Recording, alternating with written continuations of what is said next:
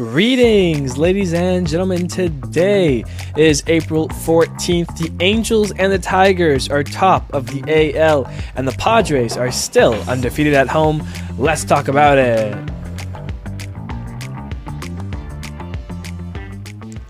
Hello, everybody. My name is Steven. This is the middle of the order. How are we doing today, ladies and gentlemen? Welcome back to another episode. And I am very excited for this one. We've got a lot of some baseball news to talk about. Some teams are hot, some teams are not. And some players are off to some nice starts here still early on here in the month of April. About halfway almost getting into the month here. And we are seeing a couple of interesting jumps, I would say, for some teams and for some players. But we'll be talking about all of that in dear due time. For now, let's jump into our series recap. Leading us off, we have the Giants in New York to take on the Yankees. And how about Jung-Ho Lee hitting his first home run of the season that helped the Giants to a 9-1 victory. The Yankees, though, they score 5 runs in the 5th. In the second game later on, Ben Rice hits a home run, 8-4 Yankees in Game 2.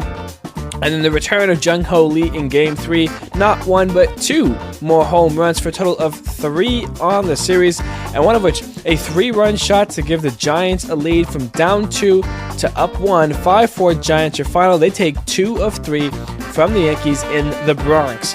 Braves and Rays down at Steinbrenner. Danny Jansen and Christopher Morel both hit their first home runs of the year as the Rays are en route to a victory 6-3. But then Sean Murphy and the Braves come with power. 2 home runs for Sean Murphy, including a tying home run after going back-to-back with Ozzie Albies as he hit a home run.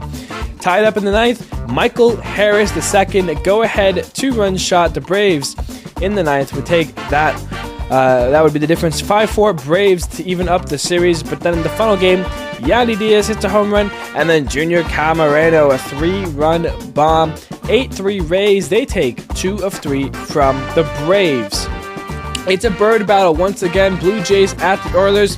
And it would not be a bird battle without a bird bath, as the first game gets rained out, and that one is getting made up July 29th, which brings us to the second game, but technically the first. And Anthony Santander, back in Oiler Park, hits his first home run as a Jay, but it would go in Baltimore's way. Heston Kjerstad, a 2-run home run. Adley, a game-tying home run. The O's come back from down 3 to take a 5-4 win. In the final game, though, Alejandro Kirk and Ryan Mountcastle hit their first home runs of the year for their respective teams. This time, it's the Blue Jays on a comeback from down 3. They were tied up in the 8th. They score 1 more in the 10th, and Hoffman kisses goodbye to the O's. They take a 7-6 victory in 10, and they split, I guess now the 2-game series 1 apiece. Sock off, Red Sox and White Sox, and for some interesting comments, the White Sox were on a roll, 11-1 in Game 1. Then Luis Robert Jr. hits his first home run of the year. Brooks Baldwin with the RBI walk-off single. The White Sox walk off the Red Sox to a 3-2 victory and are 1 game away from sweeping the series, but they have to face their former ace, Garrett Crochet, who was dominant. He took a no-hitter into the 8th inning against his former club. And then Chase Medroth, the guy he got traded for, he's the guy that gets called up to break up the no-hitter in the 8th. The White Sox were all of a sudden 90 feet away from tying this game to go for the sweep. But the Red Sox get an insurance run as Trevor Story goes deep. A 3-1 victory for the Red Sox as they salvage the series and avoid the sweep. Tigers and Twins. Javier Baez gets the difference in this game. His RBI double in the 8th is the one that gets the Tigers the win. 7-6 the final there. Game 2, Torkelson, his 4th home run of the year. He is hot. Helps the Tigers to a 4-0 victory. And in the last game, Buxton, 2nd home run of the series. Edwin Julian gets his first home run of the year. The Twins able to get a win 5-1 and avoid the sweep. On the other side of the AL Central, you have the Royals and the Guardians. And Cleveland, man, they are rocking a little bit right now. Gabriel Arias, a 3-run home run, sets the tone for Game 1, a 7-0 victory, And in Game 2, he does it again. His third home run of the season helps the Guardians to a 6-3 win, but the Royals will need to win at least one. Salvi Perez helps Kansas City avoid the sweep as he hits a home run in the third game. The Royals take a 4-2 victory and able to get one win against Cleveland. Angels and the Astros. The Astros come in hot right now. Mike Trout, he hits his 6th home run of the season. He's been killing it. But a 6-run 5th inning for the Astros, including a Yanya Diaz grand slam, helps the Astros. Cam Smith, he gets his first Major League home run. And then Isaac Paredes, one of the longest home run droughts among active players, that finally ends his first home run since August of last year. His first home run as an Astro, all things Houston, 14-3 in that first game. Nolan Schanuel, he hits his first home run of the year in Game 2. Taylor Ward goes deep again in Game 2 as well. And how about Isaac Paredes? He hits another home run after taking over 100 days, 140 days, some number like that. He gets 2 in a row. The Angels, though, take the win 4-1, the final there. And in the third game, the Angels get 3 solo shots from Taylor Ward again, Nolan Schanuel again, and Jorge Soler joins the party. But those 3 solo shots are not as enough, as Isaac Paredes, from not hitting a home run since August of last year, he goes deep in all 3 games. This one, a go-ahead 3-run home run. Paredes leads the Astros to a 7-3 win and to taking 2 of 3 in the series. Rangers and Mariners, all things Seattle in this series. Polanco, Tellez, and Raleigh all home run in the first game, 5-3 Mariners. In Game 2, the Seattle Mariners get 2 4-run innings, and Cal Raleigh gets another home run. And in the final game, 9-2 victory in that game, forgot to mention that. Final game, Cal Raleigh, the big dumper, again, he homers in all 3 games of the series. 3-1 Seattle, the Mariners sweep the Rangers at home, and that is a big-time sweep for a club that desperately needed it. Mets and A's, the Mets are in suitor health. Nimmo and Alonso both go deep. Alonso's home run is the difference in this game, a 7-6 Mets victory in Game 1. Nimmo strikes again in Game 2, but it's the only run the Mets get. A's hold on with their pitching to a 3-1 victory. And in the final game, the Mets score in the last 4 innings. With 4 runs coming in the 9th inning, the Mets take an 8-0 victory away from the A's, who could not get their offense going, and take 2 of 3 in the series. Nationals and Marlins. The Nats score 7 unanswered runs from down 4 to come back. An impressive win from Washington. Josh Bell and James Wood both go deep, 7-4 Nationals in that one. Matt Mervis, he's been hot. He gets another home run to help Miami to a 7-6 victory. And in the final game, Matt Mervis, he does it again. This one breaks it wide open. His 3-run shot helps the Marlins sneak away here to an 11-4 victory. Miami taking 2 of 3 against Washington. Phillies and Cardinals, a pretty quiet series, all things considering. Cardinals take the first game 2-0. Phillies bounce back with a 4-1 victory, and in the rubber match, Contreras hits his first home run of the season.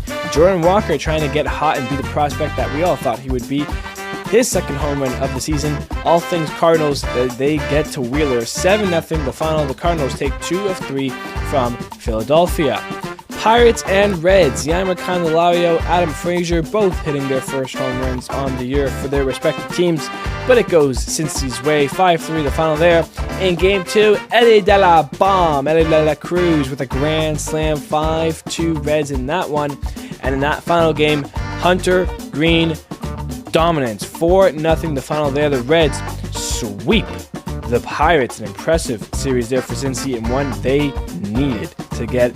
Brewers and the D-backs. The Brewers have a 4-run 9th inning to take any hope at a D-backs comeback to 7-0 in that first game.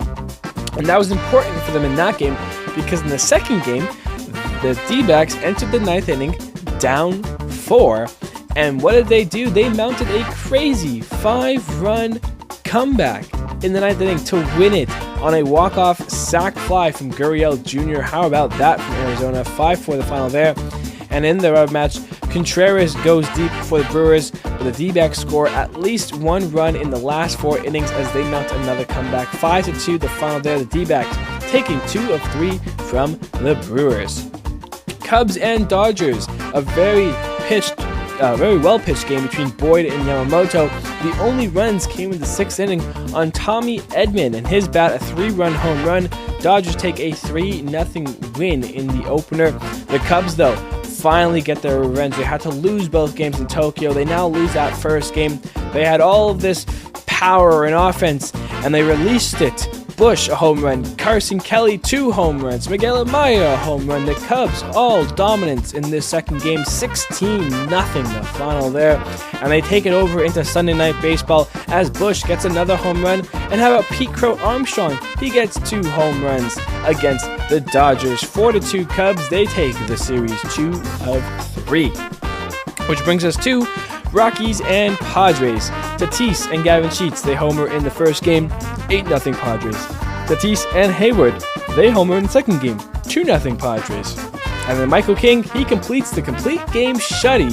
As the Rockies bats disappear in the series, they don't score a single run. 6-0 the Padres, your final. The Padres sweep the Rockies, and that is your series recap. All right, now let's dive in to the game of the weekend. I'm taking you to Arizona for some dominance. The Brewers pitching was amazing through 8 innings. Nothing was going Arizona's way. The runs started in the top of the second. Rhys Hoskins, an RBI single, and then Joey Ortiz, he grounds into a double play, but that scores a run anyways. 2-0 Brewers through 2. To the top of the 6th, it's Jackson Chourio getting his 5th home run on the season. 3-0 Milwaukee. You go to the top of the 9th, they add an insurance run. William Contreras, an RBI double. 4-0 Milwaukee. They're in the driver's seat. They're feeling good. They're feeling confident. Up comes Arizona. And I tell you, man, this inning was just something like out of a movie almost, kind of. Suarez, he grounds out. 1 out. Then you got Gabriel Moreno. He walks. Alek Thomas, a triple, scores Moreno. 4-1 Diamondbacks. They're still, 3 runs away. Garrett Hampson then walks. Then you get Corbin Carroll, who gets a 2 RBI double. They're within 1 now. It's 4-3. Geraldo Perdomo walks. Then you get Jake McCarthy to get a single. That ties the game up 4-4. They intentionally walk Josh Naylor to get to Lourdes Gurriel Jr., and he hits a sac fly to walk off this game. Arizona, 5 runs in the 9th, a comeback walk-off win. That is electric. That's something that you bring into following games after that, and they were able to do so after that, coming back with a 5-2 victory against Milwaukee. So Arizona could be on a little bit of a streak, but that is your game of the weekend. So let's get into some of the baseball news from the week. There's not a lot of crazy big news here. The Rockies showed off their new City Connects, and I have to admit, I'm not the biggest fan. I think they're nice, but when you think of their older ones, the green ones with the mountains on it, I don't think it can compare. It looks... I when I first saw it, I said it looks like Space Jam the movie, like Space Jam 2 with LeBron James. Like it kind of looks like that jersey and like that same like color scheme. Like I'm gonna pull it up really quickly just to make sure I'm making the right comparison. But I'm pretty sure that's exactly. I mean, color wise, yeah, you take out the Looney Tunes circle, like the orange and everything, but. The blue and the purple kind of clash. That's kind of what I'm seeing out of the Rocky City Connect. Like I said, I don't hate it. I think it's a nice looking jersey. I do like the colors. It does pop. I think it will look good at Coors. But I think their old ones were just a lot better. So, obviously I know why they it seems like every 3 years some teams are replacing them and making new ones. And I think that's a trend that will go on to keep things fresh, to have certain things. I just wish they weren't retiring some of the other jerseys. I think the Nationals flower jerseys were a lot better. Like I think, with something so they nail it the first time, it's very going to be hard to replicate kind of success, I would say. I think some cities will be able to do a lot more, and some teams. But yeah, just some food for thought. I think it's a nice jersey still. I'm not going to hate on it, but it's definitely better than, I forget whose came out this year that I didn't really like. The Giants. The Giants are kind of the same boat as the Rockies. I think they're both good looking jerseys. I like the purple. It kind of pops for both of them, but I think the other ones were just a lot nicer. So that's my take on some of the City Connects thus far. Let's move into the Red Sox. I want to talk about the jinx, kind of, or at least how funny it was for me as a fan of the of the AL East division. In a game against the Blue Jays last week, on the last day of the season, with the last day of the season. Geez, not yet. Hopefully, whoa. On the last game of the series. Obviously, the Blue Jays had won 3 games at the time and were going for a 4-game sweep. The Red Sox broadcast was talking about the upcoming Red Sox schedule and had this quote to say: "That trip to Chicago could be coming at the perfect time." Of course, this referring to the Chicago White Sox, who were on an 8-game losing streak, obviously one of the worst teams in baseball. The Red Sox come to town to Chicago, and, well, they lose the first game 11-1, and then the second game in walk-off fashion. And I just found that really funny. Obviously, the Red Sox were trying to right some of their wrongs, and were struggling a little bit. They did get that last win. Thankfully, Garrett Crochet was able to lock in against his former team. But it would have been extremely funny if the Red Sox got swept by the White Sox, a team that was on an 8-game losing streak. They win 2 games, and I think that is just something to mention. I thought it was something funny. Of course, Boston 8-9 right now. Obviously, with those 2 wins against the White Sox, they could have been 10-7 and top of the AL East instead. They find themselves still in third, and I just... sometimes it's just something like that is really funny, and I appreciate that from the Red Sox. So just wanted to mention that here. I would like to talk about Mike Trout and his fan interference story in case you missed it. Something similar kind of to the Mookie Betts and the Yankees in the World Series, and something how that went. Mike Trout running down the right field wall, jumping kind of into the fans area to make what seemed like a catch. Unfortunately, it seemed like the fan almost kind of took the ball out of his glove in a way. It definitely wasn't, anything like what happened in New York with Mookie Betts. It wasn't anything aggressive. It didn't seem like he was trying to take the ball out of Trout's glove. It just kind of happened. And, it seemed like he was apologetic right away. Trout was furious because the umpire was calling it a foul ball. And, he didn't have anything, he was pretty upset about the whole situation. He then looked at the fan, said apologies for, freaking out, whatever. Later on in the game, he tried to look over there, and apparently the fans were gone, and he thought they had been kicked out or something. It turns out they had just gone to a different seat in Houston. And the reason he knew that was because he met with them after the game. The man, as well as his son, Trout signed the ball that the fans caught for his son. They had a nice little conversation, and of course, Trout apologizing on his behalf of the situation. And I mean, that just goes to show you kind of the class that Trout brings to the game. I think it was really respectful and a really responsible thing to do for a guy like Trout. One of the a face of the game who's kind of gone missing in recent years because his incapabilities of staying healthy. I think it shows kind of the human that Trout is, the kind of person that he is, and that elite player that he can still be. He's tied for the league right now in home runs with 6. Average and other numbers would dictate some struggles, but I'm pretty happy with that situation from Trout. It was good to see, and I think it was kind of like a positive thing for the day. And I'm respect Trout for it, and I think the fans handled it well. They had a nice little conversation. All things considering, a good little clash between player and fan, which you always have to see every now and then.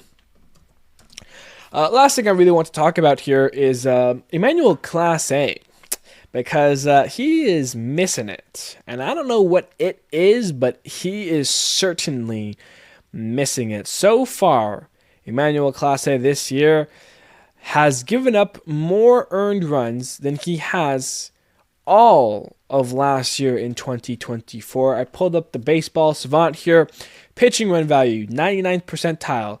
Fastball run, 99th percentile. This is all last year, mind you, 2024. xERA, 98th percentile. Chase percent, 98th percentile. Average exit velocity, 92 percentile. Hard hit, 98th percentile. Barrel rate, 97th percentile. Walks per nine or walks percent, 98th percentile. Like just absolute filth, absolute dominant from Clase. So far this year, pitching run value, 10%. 10 percentile. Fastball run, 21 percentile. xERA, 55th percentile. Hard hit, 54th percentile. Barrel rate, 75 percentile. Walks percent, 94 percentile. I still got that. Average exit velocity, 46th percentile. Batting average, 19th percentile. He is awful this year. He has been so bad. And the fact that in just a short 7 innings this year, he's given up 6 earned runs, when last year he only gave up 5 earned runs in 74.1 innings pitched. It's a complete 180. Now, obviously, this doesn't mean like, oh, Clase is getting sent down. Oh, Clase is washed. He's going to lose his closer role. No, that's not happening. It's definitely not happening. But if I'm Cleveland, and if I'm a Cleveland, fan, if I'm a manager there, I am a little bit worried about this. I think if Clase was more right, then the Guardians would not be 8-7. They could be, 10-5. Like they Clase's probably cost them a game or two here.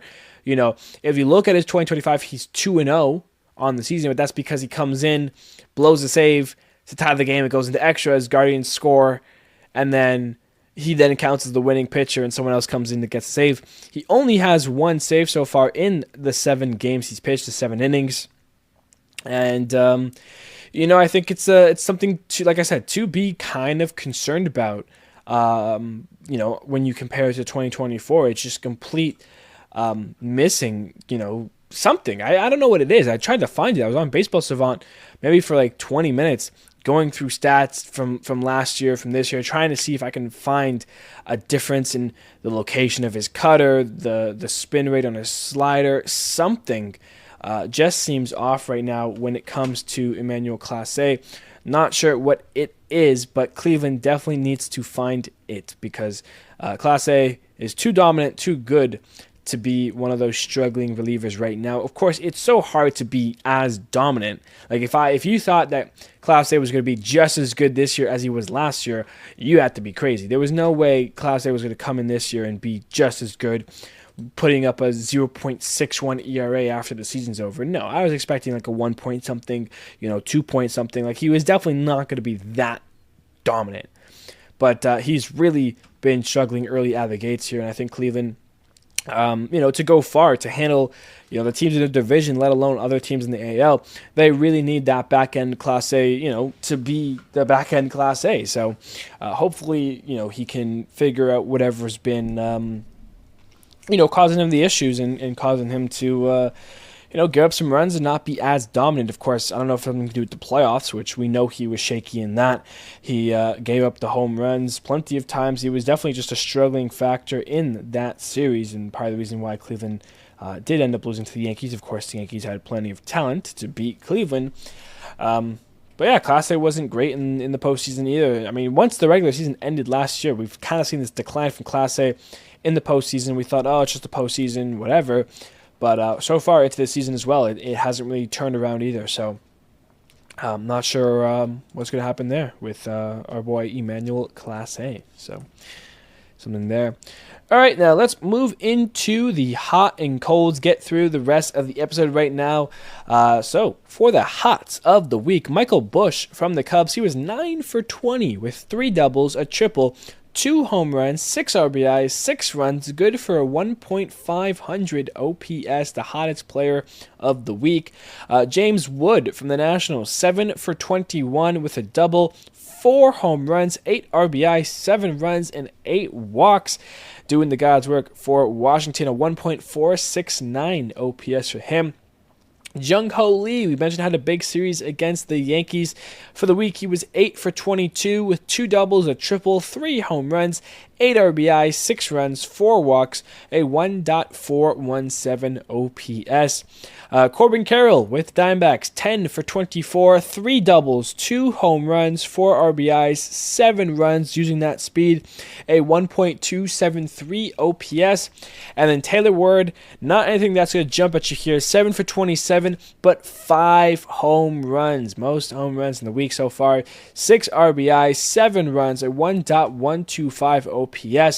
And I want to throw an honorable mention here, a special 6th guy this time around, Geraldo Perdomo for the Diamondbacks. He was 6 for 16. He had a home run, an RBI, 3 runs. But how about 10 walks and 0 strikeouts? Getting on base, helping the Diamondbacks win some games, a 1.178 OPS. He was hot, and it was because of some good at-bats he was having. So now the cold of the hot and cold section of this segment here. Matt Chapman for the Giants, 0 for 19. Didn't have a single hit and struck out 7 times. Riley Green, the Tigers, big time struggle this week. 1 for 23 with 13 strikeouts. He was just swinging and missing. Alec Boehm, 2 for 25 with 8 Ks for the Phillies. Heliot Ramos, a second Giant, has hit the list. 1 for 24 with 8 strikeouts. And then rounding it off, Andrew Vaughn from the White Sox, 1 for 23 with 8 strikeouts. So not the best stuff there. Hopefully those guys can start righting their wrongs, because they will need to help out their ball clubs here. Injury updates from the week here. Smaller list than last week, thankfully. CJ Abrams, he's been off to a really hot start with the Nationals. He's on the 10-day IL with a hip flexor strain. Marcus Stroman, after a struggling start with the Yankees, 15-day IL for him, left knee inflation. Mason Wynn on the 10-day IL for the Cardinals with back spasms. Jake Cronenworth, 10-day IL, fractured rib. It was non-displaced, but he will certainly miss some time. And speaking of missing some time, the last one is a season-ending injury. Justin Steele, he's going to need elbow surgery for his arm, and his season will come to an early end. He was doing pretty all right. He was trying to figure things out. His last start was very dominant. We mentioned how he went on the IL, but it has been announced now that he's going to need a elbow surgery, and that will end his season, unfortunately. Big blow for the Cubs, who have been locked in recently. Have been looking, like the favorites in that NL Central, like we all thought they would be. Kyle Tucker's been hitting bombs, and the offense been coming together.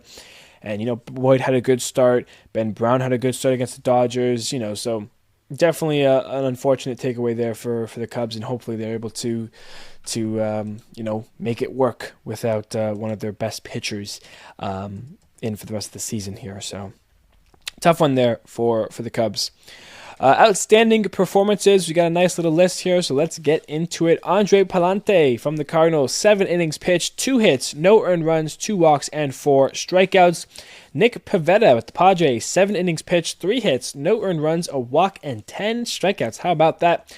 Jose Quintana, part of the Brewers, facing the D-backs, 7 innings pitched, 4 hits, no earned runs, no walks, 2 Ks. And with that win against Arizona, Jose Quintana beats all 30 teams in his career. He joins a list of Max Scherzer, Charlie Morton, and Garrett Cole as the other 3 active pitchers who have gotten a win against all 30 MLB teams. So Quintana joins an elite list there. Yoshinobu Yamamoto for the Dodgers, 6 innings pitched, 2 hits, no earned runs, a walk, and 9 strikeouts. Kyle Hart For the Padres, 6 innings pitched, only 1 hit, no earned runs, no walks, and 4 Ks.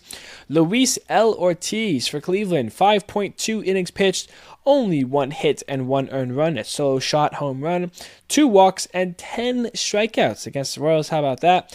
Tyler Anderson, 5 2/3, a hit, no earned runs, 4 walks, and 6 Ks against Houston. Pretty good there. Ben Brown, we mentioned, 6 innings pitched, 5 hits, no earned runs, no walks, and 5 Ks against the Dodgers. So pretty elite stuff there. I was about to say Ben Brown again. Brian Wu, 7 innings pitched, 6 hits, an earned run, a walk, and 7 Ks. Joe Boyle from the Rays, 5 innings pitched, no hits, no earned runs, 2 walks, and 7 Ks. 5 no-hit innings, pretty impressive there. Matthew Liberatore from the Cardinals, 6 innings pitched, 3 hits, no earned runs, a walk, and 7 Ks against the Phillies. Cole Reagan, 7 2/3 innings pitched, 4 hits, 1 earned run, no walks, and 10 strikeouts. Hunter Green has been so dominant. 7 innings pitched, 2 hits, no earned runs, a walk, and 8 strikeouts. Garrett Crochet, of course, taking the no-hitter into the 8th inning. 7 1/3 from him, a hit, an earned run, a walk, and 11 strikeouts there against his former club. Kodai Senga, 7 innings pitched, 4 hits, no earned runs, 2 walks, and 4 Ks. And, of course, lastly, Michael King, all 3 Padres making the list here, but, of course, King's the most dominant. A complete game shutout, 9 innings pitched, 2 hits only, no earned runs, a walk, and 8 Ks. Utter filth from King, and those are your outstanding performances. So let's get into the standings check. Talk to you about some of the baseball here. Who is leading the divisions? The AL East right now is half a game lead for the Toronto Blue Jays. They are in first, 9-7, a half a game up on the Yankees, who are 8-7, and then the other 3 teams under 500, 8-9 Red Sox, the 7-8 Rays, and the 6-9 Baltimore O's. No one's jumping out right now, which is interesting from the East. From the Central, the Tigers have been on a roll. They're 9-6. They are first in the Central. Cleveland a game behind them at 8-7. Royals a game and a half back at 8-8 at 500. Twins off to a really cold start. They're 5-11. White Sox just half a game behind the Twins. They're at 4-11. So, I mean, not where you want to be if you're Minnesota. Tigers, 7-3 in their last 10. They have been on a nice little streak. And speaking of a nice little streak, thanks to the Mariners sweeping the Rangers, the Angels have found themselves in first place. We live in a time right now where the Angels and the Tigers lead the Central and the West. And that is crazy because that happened in 2014 when the Tigers won the Central Division, the Angels won the rest. And 2014, 11 years ago, to say that we're living in that time again, oh man, when you had Scherzer and Verlander on the Tigers and Mike Trout was third year into his season and 40 home runs, crazy stuff there. 9-6 for the Angels, they are locked in right now. Rangers on a 3-game losing streak after getting swept, 9-7 there. Seattle at 500, 8-8. Houston 7-8 after a nice little series against the Angels though. And then Oakland still at the bottom there, 6-10 and struggling to win games at their new home field. In the NL East, it's the Mets that are leading the division at 10-5. They have been really well, 8-2 in their last 10. Phillies, though, just a game back of them. They're at 9-6. And the Marlins are 2 games back at 8-7. The Marlins are still above 500. How about that, Miami? Go get them.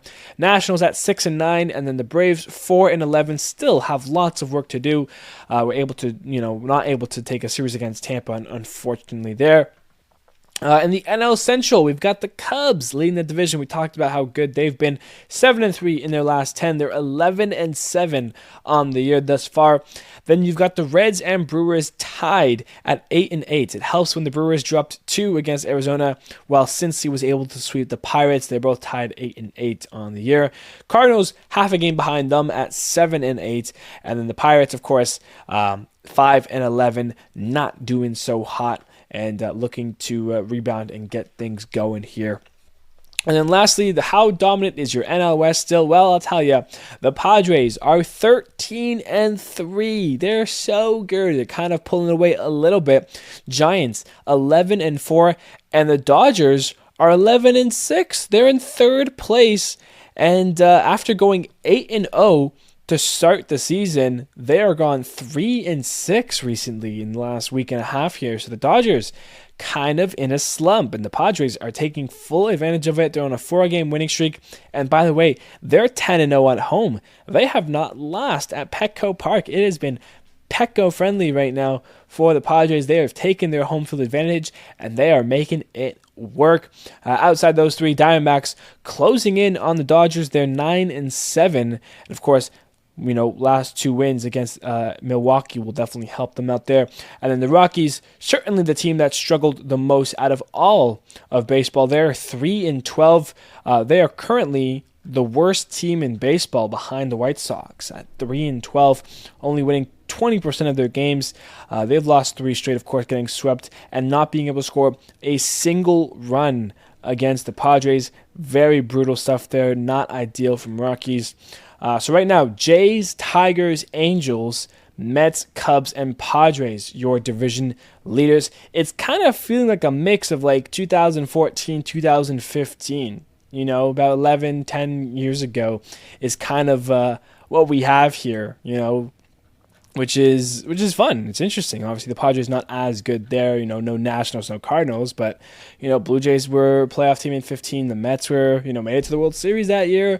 So yeah, it really is starting to feel like 2014, 2015 right now with the teams that are currently leading the divisions. This will bring us to our upcoming series here for the week that is due. You've got the Braves in Toronto to take on the Blue Jays, and it was announced that Spencer Strider should be making his season debut on Wednesday. That's not a game that I want to try to go to, so we'll see about that.